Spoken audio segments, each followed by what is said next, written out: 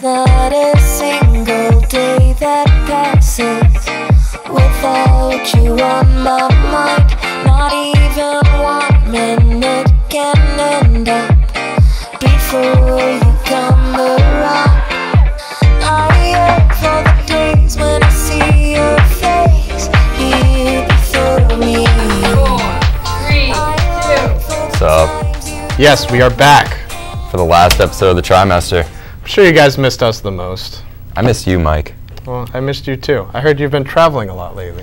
Yeah, I have, but so have many other Winnicott students. Yeah, I heard they traveled to Greece and Costa Rica. Yeah, that's right, me compadre. Emily has a story. In high school and college, it is likely that you will receive some kind of encouragement to travel, study, or work abroad. It may seem like you have a lot going on, so you don't seriously consider these opportunities. Traveling provides a once-in-a-lifetime experience, and students at Winnicott experienced amazing things this February vacation on both the Costa Rica and Greece trip.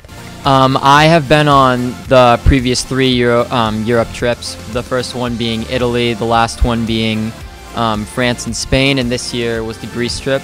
And all 3 have been extremely beneficial to learning outside the classroom, because just seeing new countries and how each one is different. Some of the things we did in Greece this year was we went and saw Athens, namely the Acropolis and the Parthenon, which are ancient sites. And after Athens, we moved into more of the countryside, and we saw places like Delphi, where the Oracle of Apollo was, and the Temple of Poseidon. So traveling to Greece was extremely beneficial to me. You get to learn about all the different cultures, and you get to experience life outside of the U.S. and see how it's different, see how it's similar.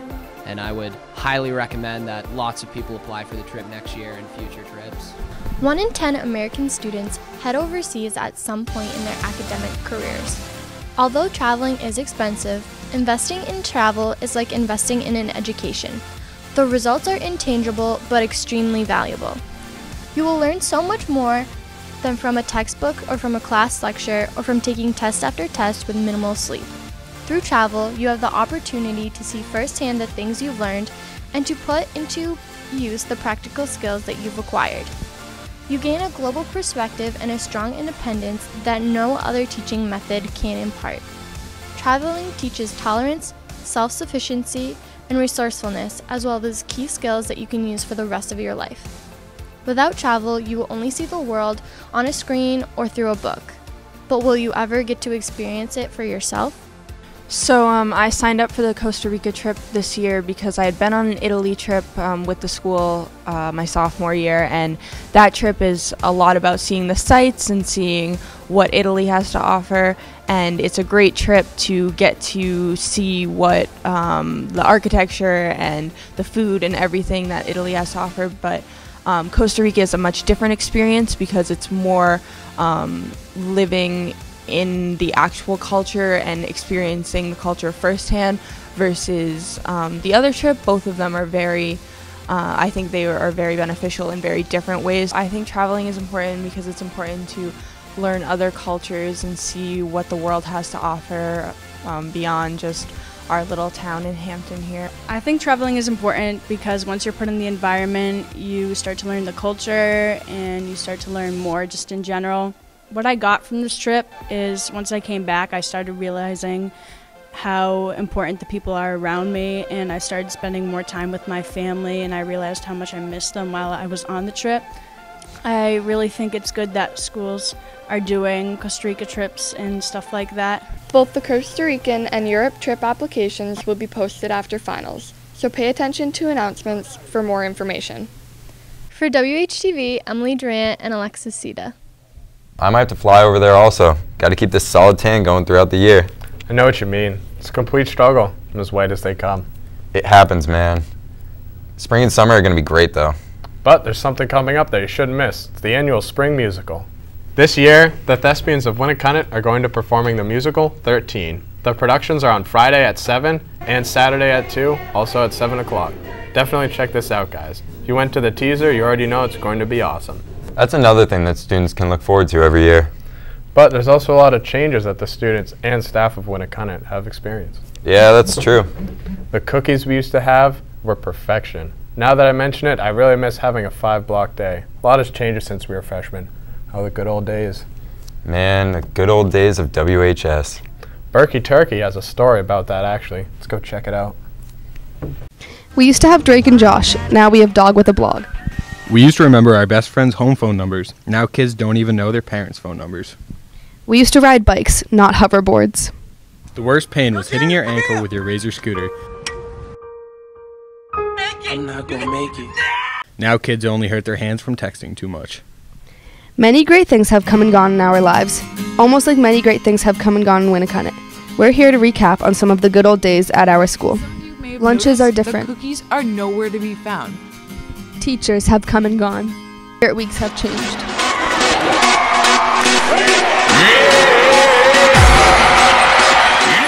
We spoke to teachers and some seniors about the good old days at Winnicott. I miss Mr. Sofrin. No one will ever get the enjoyment of having a birds class with Mr. LaCourse. It's just birds are cool. That's all there is to it. We used to have some dank breakfast pizza at break, like a few days. Lunch is some people's favorite class, so when you start messing with it, things start to go wrong and people get unhappy. Oh yeah, breakfast pizza. But we're missing the chocolate chip cookies. We had them every day. Cookies. Every day, our freshman year, we had chocolate chip cookies. And then just once a week, and they promised us once a month, and they terminated it. There used to be a bagel car in the B-Wing, so I wouldn't have to walk and be late. And now it's just not there. Disappeared. We got a new floor in the cast. We used to have the lip sync contest. You guys didn't know about that. That was part of Winter Carnival. And so the last big challenge were the lip sync contest. And everybody went to the auditorium. And it was the coolest, one of the coolest parts of the winter and of Winter Carnival. The rivalry that's gone on certainly increased over the years. When I first started here, it was pretty good, but when we made the Exeter weekends, we saw a real definite uptick in that. Break started off at like 16 minutes freshman year, and now it's like 8. I don't know what they're doing. It's like half the time. We used to be 90 minutes or 88 minutes. Now they're 56. I don't even know. Should I know that? Freshman year, we had SSR in our 5th block or 6th block class instead of Warrior block, and that was way more fun. One of the biggest changes has been in the physical setup of the building. Particularly now we have the dining hall that used to be the gym where I taught for many years. Miss Rhodes turned into Miss Me Showed. I can remember when we had school dances almost every month. We had a lot of themed dances. We had a Halloween dance and our homecoming dance, and I think we had like a neon themed dance. The current kitchen used to be the girls' locker room. Michael Burke's hair got longer.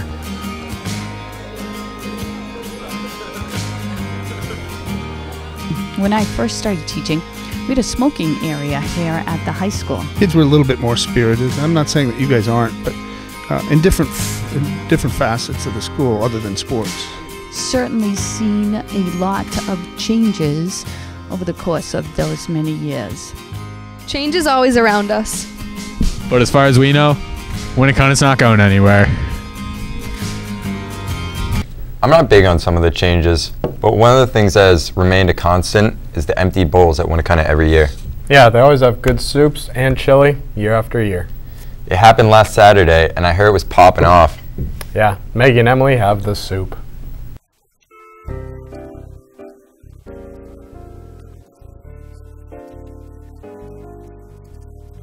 So I've been doing this event for 10 or 11 years, and it actually started a few years before I started working here. So Mrs. Varney and Mr. Putnam actually first learned about empty bowls and started it. And then when I took the job, I just had to continue the tradition because the community loves coming back every year after year.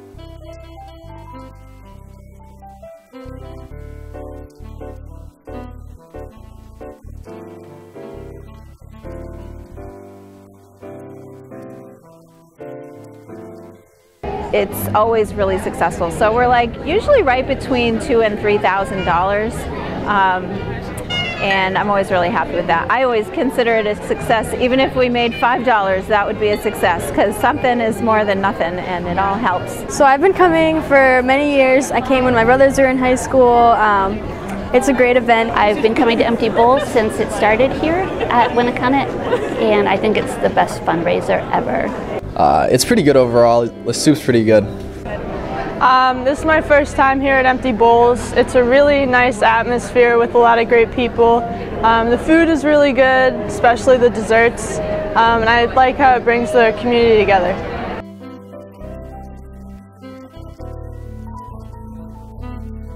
I could really go for a bowl of soup right now.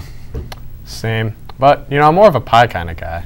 Well, that has nothing in common, but yeah, who doesn't love pie? No, not pie. Pie. 3.14152596535897923884. Whoa. Well, Amanda has a story about the great day of pi. Ancient civilizations found that there was a fixed ratio between the circumference and diameter of a circle that was approximately equal to 3. In 1761, Lambert proved that pi was irrational. Because pi is known to be an irrational number, the digits never end or repeat. But calculating the digits of pi has proven to be a fascination for mathematicians throughout history. Some spent their lives calculating digits of pi, but until computers, less than 1,000 digits had been calculated.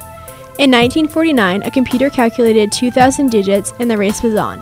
Millions of digits have been calculated since. After reading this, Emily and I decided to see how many students in Winnicott could recite pi correctly. 3.14159265 3.141596, and I don't know the rest. 3.141519. 3.7371 707777137 5458390000576.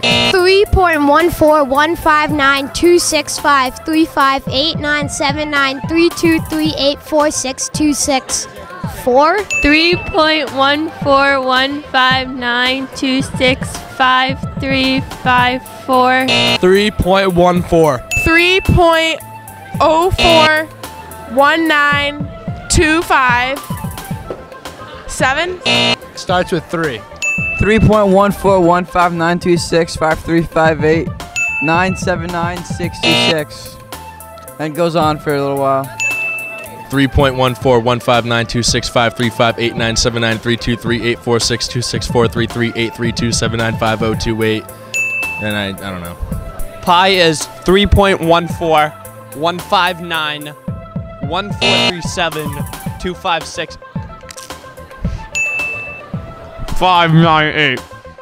Pi Day is celebrated on March 14th. This is because March is the third month of the year, and the 14th represents the well-known .14. Pi Day is generally celebrated in the honor of pi and mathematics. Many schools celebrate Pi Day as a day meant for math-involved activities. 3.1415. Amanda, what are you doing? Don't distract me. I'm trying to memorize pi. Well, that could be pretty difficult because the highest number recorded was by a supercomputer at the University of Tokyo, which read 206,158,440,000 digits, and that was in September of 1999. Oh, okay, well I can still try. Okay, good luck. Well, now I feel smarter. Not really, I'm still pretty stupid. Well, hopefully you can shapen up because finals are right around the corner. Testing schedule is 136 on Wednesday and 245 on Thursday. That's right. That's going to be pretty rough. You want to know something even worse? What's that, Griffin? This episode is over. So sad. Bye. Retweet. See you third try when it try not to fail all your finals. There's not a single day that passes without you on my mind. Not even 1 minute. I said try to do it like me. Man, that damn was. I wish I can kick my water, dude. I'm like thirsty. I'm kind of thirsty too. Well, now I feel smarter. Oh really? I'm okay. You are pretty stupid. See? I'm still pretty stupid. Alright. Well, now I feel smarter. Now I feel pretty stupid. 3.1415926535897232. No, you missed 932. Everybody set me up. They're like, is WHV going to be dope this week? I'm like, probably not, but yeah.